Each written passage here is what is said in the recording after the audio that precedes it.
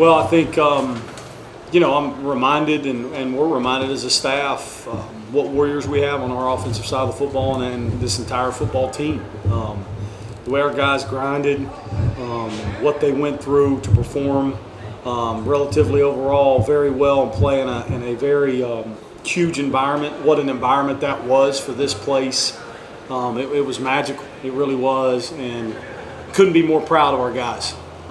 We're all disappointed, but you can still be very proud of who you're around, who you're with, and who you fight with every day, even in times of struggle. And that's what we are as a staff. That's what I am as a coordinator. Just proud of our guys and believe in even more in them as to what we can continue to grow to be. That's the truth.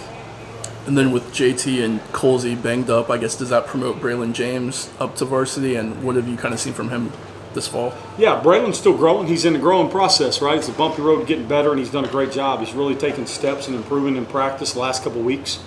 He's continuing to mature and be in that process as he learns how to take meaningful reps, and we'll continue to help him get there. And then moving on to Duke, facing another defensive-minded coach, a guy who was a DC here and at Texas A&M. What are your thoughts going into this game? What are you seeing that you like? Yeah, well, it's a ton of respect for them. It's right back to attacking a top 5 defense. They're great at every level of their defense, up front, second level at backer, their back end, the 2 special players back there that rotate and make fits for them. They show up on tape everywhere coming from the roof and blitz fits and all those things. So tremendous amount of respect. It's a tough challenge on us again.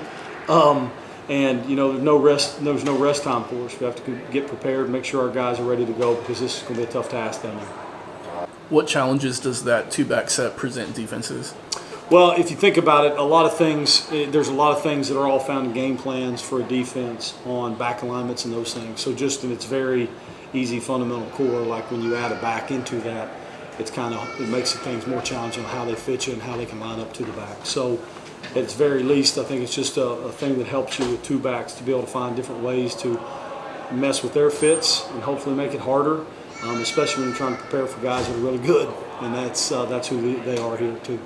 I asked Coach. Last one. I asked Coach Golden this, but what goes through the process of in your head when you're reading the defense and you're making a snap call to say this is the offensive play we're going to run right now based on what I'm seeing on the field? Yeah, you're talking about me up top? Yeah, it's tough. You get a little time. That clock starts on 40 pretty quick, right?